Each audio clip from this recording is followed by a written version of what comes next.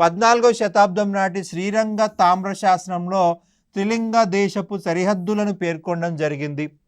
శ్రీరంగ తామ్ర శాసనము, తామ్ర శాసనం అంటే దాన శాసనాలు, వాటి గురించి వివరించారనమాట. త్రిలింగ దేశపు సరిహద్దులు, తెలంగాణ ప్రాంత సరిహద్దులు ఏంటి అనేది ఎక్స్ప్లెయిన్ చేయడం జరిగింది.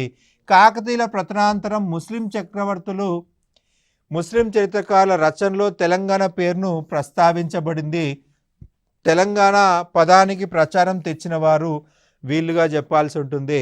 రైట్, మనకి మన పురాణాలలో త్రిలింగ దేశము, త్రిలింగ ప్రాంతము, త్రిలింగ అని ఉంటే ఈ ముస్లింల చరిత్రకారులకి త్రిలింగ పదం నోరు తిరక్క దాన్ని త్రిలింగన్ కాస్త తెలంగాణగా మార్చారని చెప్పేసి మన చరిత్రకారులు చెప్తా ఉన్నారు.